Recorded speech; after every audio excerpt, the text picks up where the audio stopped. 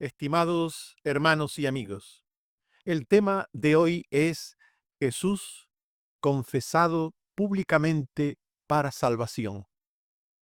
Confesar a Cristo públicamente es la evidencia visible de una fe verdadera que ha nacido en el corazón por la obra soberana de Dios. Jesús enseñó a sus discípulos que seguirle no sería fácil, pues el mundo aborrece la luz que él trajo y aborrece también a los que le pertenecen. Sin embargo, el llamado del Señor no es al temor, sino a la confianza absoluta en la providencia del Padre, que gobierna todas las cosas, incluso los cabellos de nuestra cabeza. El creyente no confiesa a Cristo por mérito propio, sino porque el Espíritu Santo le impulsa a hacerlo, dándole valor para hablar con fidelidad aún frente al rechazo o la persecución. Esta confesión no solo es un testimonio ante los hombres, sino una proclamación de que Cristo es el Señor de su vida y el Salvador de su alma. Así, la fe interior se hace palabra viva y testimonio exterior. Negar a Cristo es rechazar la única esperanza de salvación. Confesarle es abrazar la vida eterna. Por eso confesar a Jesús públicamente es el sello visible de una fe salvadora que persevera hasta el fin. Hablemos sobre cómo los discípulos de Jesús no deben temer a quienes no dan ni quitan la salvación. El aborrecimiento del mundo a Cristo no impide que Él salve a los suyos. Los discípulos deben saber que el mundo aborrece a Cristo y a los suyos. Mateo 10, 22 al 26. Y seréis aborrecidos de todos por causa de mi nombre. Así que no los temáis. Juan 15, 18 al 19. Si el mundo os aborrece, sabed que a mí me han aborrecido antes que a vosotros. Así pues, esta es la realidad. El mundo aborrece a Cristo y a sus discípulos. Pero no por ello los discípulos deben tener temor a los enemigos de Cristo, pues todo lo relacionado con la salvación está provisto y previsto por Dios desde la eternidad. Mateo 10, 26, 28 al 29 y 31. Así que no los temáis, y no temáis a los que matan el cuerpo. Ninguno cae a tierra sin vuestro Padre. Así que no temáis. Romanos 8, 29 y 31. A los que antes conoció, también los predestinó para que fuesen hechos conforme a la imagen de su Hijo. Si Dios es por nosotros, ¿quién contra nosotros?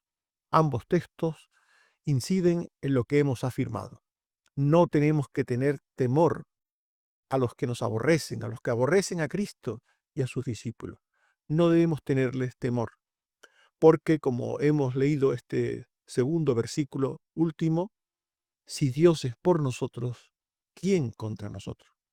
Así pues, nadie puede impedir que el Evangelio transformador de Jesús, que operó en el corazón propio, sea comunicado a otros, cual luz que ilumina y despeja las tinieblas.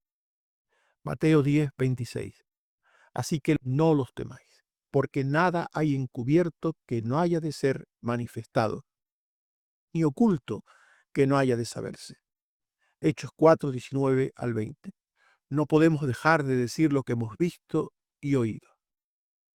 Así que, como consecuencia de lo que venimos diciendo, de que el mundo aborrece a los creyentes, al Señor y a los creyentes, pero que el Señor protege a los suyos, no debemos temer a aquellos que nos aborrecen. Y no tenemos que tener temor de propagar la obra que Él ha hecho en nuestros corazones, la luz que ha venido a nuestras vidas. No debemos temer. Debemos de hablar, compartir, testificar de la obra de Dios en nosotros. No podemos, dice el último texto, dejar de decir lo que hemos visto y oído. No podemos. Por tanto, el Evangelio recibido y creído para salvación en la intimidad del corazón debe ser comunicado públicamente, sin temor a lo que puedan hacernos los hombres. Mateo 10, 26 al 27. Así que no los temáis. Lo que os digo en tinieblas, decidlo en la luz, y lo que oís al oído, proclamadlo desde las azoteas. Primera de Juan 1, 1 y 3. Lo que hemos oído y visto con nuestros ojos, lo que palparon nuestras manos en relación al verbo de vida, eso os anunciamos. Lo que ha sucedido en nuestros corazones, la obra de gracia que se ha producido en nuestros corazones, de salvación, es una obra que comenzó siendo íntima, secreta, interior. La fe es algo primeramente íntimo, secreto. Es una relación personal, intransferible entre Dios y nosotros, los que creemos en Él por su Hijo Jesucristo. Pero aquella obra interna debe salir a la luz, debe propagarse, para que otros también puedan creer en Jesucristo. Debemos temer a Dios, no a los hombres, pues Él es quien da la salvación a los suyos, a aquellos que creen en Cristo, y envía a la condenación a quienes rechazan la salvación, a quienes rechazan a su Hijo Jesucristo. Solo Dios puede salvar o condenar, solo Dios. El mundo no puede causar un daño fatal a los discípulos, como hacerles perder la salvación, ni siquiera causándoles la muerte. El mundo puede matar, hacer daño a los creyentes. Claro que puede hacerlo, pero ni siquiera con eso puede perderles, causarles un daño eterno, impedir la salvación de ellos. Mateo 10, 28. No temáis a los que matan el cuerpo, mas el alma no pueden matar. Temed más bien a aquel que puede destruir el alma y el cuerpo en el infierno. Salmo 56, 11. En Dios he confiado, no temeré. ¿Qué puede hacerme el hombre? No hay causa, por tanto, para que un creyente viva con miedo, aun sabiendo que el mundo aborrece a Cristo y a los suyos. Aún sabiendo eso, un creyente no debe vivir nunca con miedo, jamás, porque la providencia de Dios, el cuidado de Dios, le sostiene y le cuida a todos y cada uno de los que somos salvos en Cristo, en todos los momentos y asuntos de esta vida. Mateo 10, 29 al 31. ¿No se venden dos pajarillos por un cuarto? Con todo, ni uno de ellos cae a tierra sin vuestro Padre, pues aún vuestros cabellos están todos contados. Así que no temáis, más valéis vosotros que muchos pajarillos. Romanos 8:32. El que no escatimonia a su propio Hijo, ¿cómo no nos dará también con él todas las cosas? Dios cuida de los suyos. Si cuida de los pajarillos, si cuida de las flores, ¿cómo no cuidará de los suyos, de los que amó desde antes de la fundación del mundo, de los que salvó entregando por ellos a su Hijo Jesucristo? ¿Cómo no los cuidará hasta el fin? El que no escatimonia a su propio Hijo, pregunta Pablo, ¿cómo no nos dará también con él todas las cosas? Por tanto, nada ni nadie podrá hacer daño jamás a los escogidos de Dios para salvación. Nada ni nadie. Romanos 8, 33 al 34 y 38 al 39. ¿Quién acusará a los escogidos de Dios? ¿Quién es el que condenará? Cristo es el que murió, por lo cual estoy seguro de que ni la muerte, ni la vida, ni ángeles, ni demonios, ni lo presente, ni lo porvenir, ni ninguna otra cosa creada nos podrá separar del amor de Dios en Cristo. En definitiva, hermanos, hemos visto que los discípulos de Jesús no deben temer a quienes no dan ni quitan la salvación. No deben temer a los hombres que aborrecen a Cristo y que aborrecen también a los discípulos de Cristo. No hay que temer en ninguna manera a los hombres.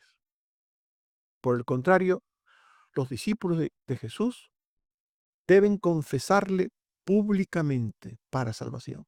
Esto es lo que tienen que hacer los hijos de Dios, los creyentes en Cristo. Confesar públicamente a Jesús para salvación.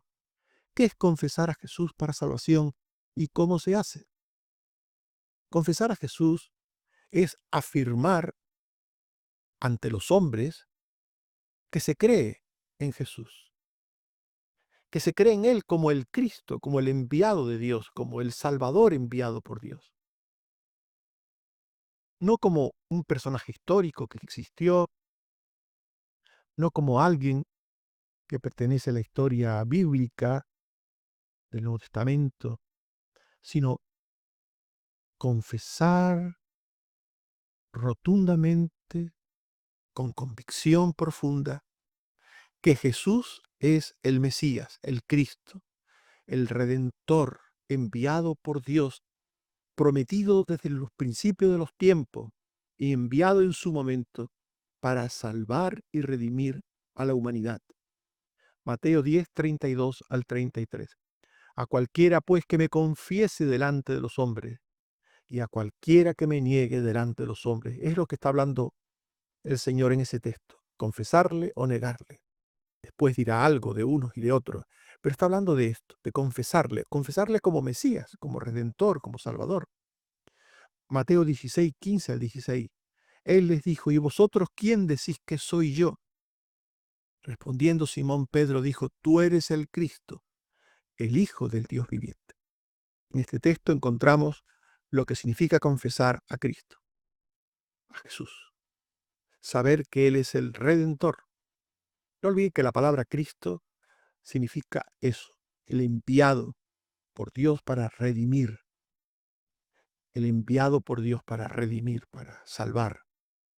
Tú eres el Cristo, el Hijo del Dios viviente. No cualquiera es el Cristo, es el Hijo del Dios viviente, que vino a este mundo a buscar y a salvar lo que se había perdido. El Cordero de Dios que quita el pecado del mundo. Por tanto, confesar a Jesús como el Cristo es mostrar que se cree en Él como el Hijo de Dios, que revela la verdad absoluta de Dios y que trae la única y suficiente salvación. Juan 4, 25 al 26. Le dijo la mujer, sé que ha de venir el Mesías, llamado el Cristo. Cuando Él venga nos declarará todas las cosas. Jesús le dijo, yo soy el que habla contigo. Juan 11, 26 al 27. Aquel que vive y cree en mí no morirá eternamente. ¿Crees esto? Sí, Señor, yo he creído que tú eres el Cristo, el Hijo de Dios, que has venido al mundo. Por tanto, confesar a Cristo no es tener al Señor en la boca, como aquellos que cuando oyen un estornudo de alguien dicen Jesús. No es tener a Cristo en la boca permanentemente, o en una medallita, una estampita, o en un cuadrito en la casa, o en un crucifijo, o en una cruz vacía en la casa. Confesar a Cristo es algo muy profundo. Es, como hemos dicho, un acto de convicción profunda. Convicción profunda sobre quién es Jesús, sobre quién es Él y qué hizo Él. ¿Quién es Él y qué hizo Él? Confesar a Jesús es expresar públicamente a la persona y obra de Jesús, entendiendo que a través de Él Dios ha obrado la salvación prometida. Una salvación que, en cuanto a nosotros se refiere, fue manifestada en nuestros corazones a través de la obra del Espíritu Santo, que aplicó el sacrificio vicario de Cristo, que aplicó la sangre de Cristo para limpiarnos de todo pecado, que nos llevó a través del nuevo nacimiento a creer en Él, a arrepentirnos de nuestros pecados. Toda esa obra de salvación, eso al transmitirlo, al hablarlo con nuestra boca a otros, eso supone la confesión de fe. Confesar públicamente a Jesús es algo fundamental en el proceso de la salvación, porque cierra el círculo de la salvación. Romanos 10, 8 al 10 y 13. Esta es la palabra de fe que predicamos, que si confesares con tu boca que Jesús es el Señor y creyeres en tu corazón que Dios le levantó de los muertos, serás salvo. Porque con el corazón se cree para justicia, pero con la boca se confiesa para salvación. Porque todo aquel que invocare el nombre del Señor será salvo. La obra que comienza secretamente de parte de Dios en el corazón de una persona, llevándole a entender su pecado, llevándole a arrepentirse, llevándole a venir a Cristo confesando su pecado y creyendo en Él como aquel que pagó sus culpas, sus pecados, pidiéndole salvación y vida eterna. Esa obra interna de Dios en la intimidad, en lo secreto de una persona, porque sucede en el interior, en la esfera de lo que el pensamiento puede alcanzar a entender y a ver.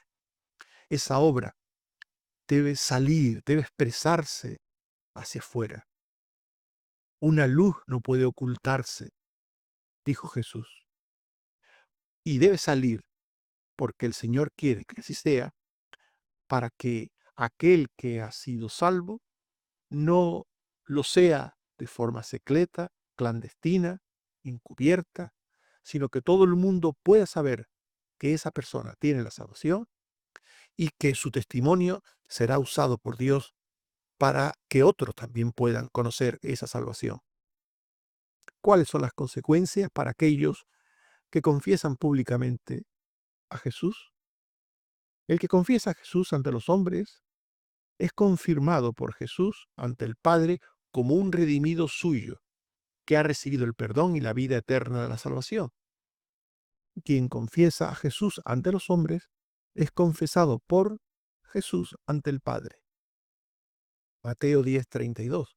A cualquiera pues que me confiese delante de los hombres, yo también le confesaré delante de mi Padre que está en los cielos. Apocalipsis 3:5. Confesaré su nombre delante de mi Padre y delante de sus ángeles. Por tanto, esta es la primera consecuencia de confesar públicamente a Jesús. Ser confesado por Jesús ante el Padre.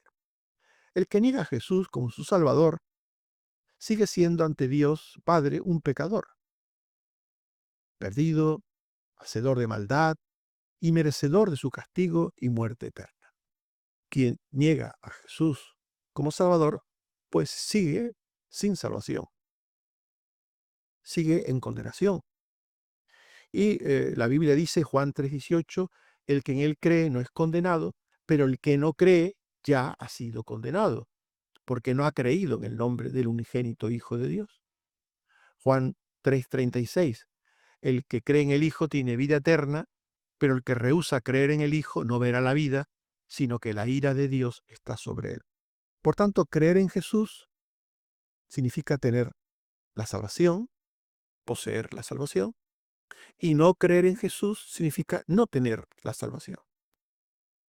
Esto es algo que es así de claro en la Biblia. Esto puede parecer duro decirlo, pero es así. El que lleva un paraguas no se moja y el que no lleva el paraguas se moja. El que lleva botas de aguas no se moja y el que no lleva botas de aguas se moja. El que come se sacia y no tiene hambre y el que no come no se sacia y tiene hambre. Son cosas de perogrullo, son cosas elementales. El que tiene a Cristo, que es el Salvador, se salva. Y el que no tiene a Cristo, pues no se salva. Es lo que viene a decir la Biblia. El que cree en Él no es condenado, pero el que no cree ya ha sido condenado, porque no ha creído en el nombre del unigénito Hijo de Dios. Esto es así de sencillo, y la Biblia lo dice tal como es, tal como es. No es extrañar, por tanto, no es extrañar que Jesús dirá al Padre en el día final que nunca conoció a los que nunca creyeron de verdad en Él, ni hicieron su voluntad, porque después están aquellos, que no son pocos, que no creen en los términos que Dios dice que hay que creer, pero tampoco dejan de creer. O sea que hay personas que están, por un lado, como hemos visto, los que no creen y los que creen, o los que creen y los que no creen, da igual el orden, y están los que no son creyentes ni son incrédulos. Son los que yo llamo creyéndulos. Tienen un poquito de creyentes y tienen un poquito de incrédulos. Son creyentes, no son incrédulos, son creyéndulos. Creen a su manera. Son personas que tienen, eh, ellos creen que tienen eh, la capacidad de decidir cómo hay que creer en Cristo, cómo hay que entender a Cristo, cómo hay que vivir a Cristo. Ellos lo creen así y viven sus vidas considerándose a sí mismos creyentes, a su manera, según entienden ellos. Y esto para ellos es válido, es suficiente. Lo que Dios dice no les importa. Los términos de Dios no les importa. Ellos mismos establecen sus términos. Yo creo en Cristo a mi manera. Yo entiendo las cosas de Dios a mi manera. Y así viven confiados hasta el fin. Pero un día llegará en que esas personas se enfrentarán ante Dios en su juicio. Mateo 10:33. Y a cualquiera que me niegue delante de los hombres, yo también le negaré delante de mi Padre que está en los cielos. Mateo 7:23. Entonces declararé, nunca os conocí. Apartaos de mí, hacedores de maldad. Aquellos que están entre los creyentes y los incrédulos, aquellos que son creyéndulos, aquellos que creen a su manera y que viven así, creyendo a su manera, pues confían en esto y un día tendrán que oír de Jesús, nunca os conocí, nunca os conocí. Porque en Cristo se cree como Dios dice que hay que creer en Cristo y no como cada uno quiere creer en Cristo. Esta es la cuestión. No se trata de creer al modo de cada uno, sino al modo de Dios. Por tanto, el que confiesa hoy su fe en Cristo, en los términos de Dios, en los términos establecidos por Dios en su palabra, esa persona que confiesa a Cristo hoy y mañana y pasado, siempre lo hace de la misma manera, en los términos de Dios, esa persona persevera hasta el fin. Y dice Mateo 10:22, el que persevera hasta el fin, éste será salvo. Hebreos 3:14, somos hechos participantes de Cristo con tal que retengamos firme hasta el fin nuestra confianza. Apocalipsis 2:10, sé fiel hasta la muerte y yo te daré la corona de la vida. El que cree en Cristo, en el Cristo bíblico, en la persona que se dio a conocer como el Cristo, en la Biblia, en la historia recogida por la Biblia, el que cree en la obra que ese Cristo hizo, ese es salvo. Y ese confesará a Cristo hoy, mañana y siempre de la misma manera. De la misma manera. No será una confesión cambiante, una confesión camaleónica, que irá cambiando según las conveniencias particulares de la persona, sino una confesión siempre igual y permanente en el tiempo, en las circunstancias, hasta el final. Estimados hermanos y amigos, hemos hablado de Jesús confesado públicamente para salvación. Ante esto hemos dicho que debemos entender las enseñanzas del Señor al respecto, de modo que saquemos conclusiones prácticas para nuestras vidas. La primera de ellas es: no temas confesar a Cristo. Los hombres solo pueden dañar el cuerpo, pero no el alma. Dios sostiene eternamente a los suyos. Segunda, habla con valor del Evangelio. Lo que Cristo te ha enseñado en lo íntimo, anúncialo con fidelidad y sin vergüenza delante de los hombres. Tercera, recuerda que tu confesión confirma tu fe. Confesar a Cristo es manifestar al mundo que perteneces al Señor y que Él te confesará ante el Padre. Cuarta, vive conforme a lo que confiesas. La verdadera confesión no se limita a las palabras, sino que se demuestra en la obediencia diaria y en la perseverancia hasta el fin. Y quinta, da la gloria a Dios con tu vida. Confesar a Cristo es rendirle el corazón, la palabra y las obras, proclamando con todo tu ser que Jesús es para ti el Señor y el Salvador. Tu Señor y tu Salvador. Que Él te bendiga y te guarde. Amén. Oremos. Señor, te damos gracias por tu palabra. Te pedimos que nos ayudes a entender quién es Jesús para nosotros, a entender que Él vino a este mundo como el Mesías, como tu enviado, aquel que es tu Hijo eterno, el Verbo, vino y tomó forma humana para redimirnos.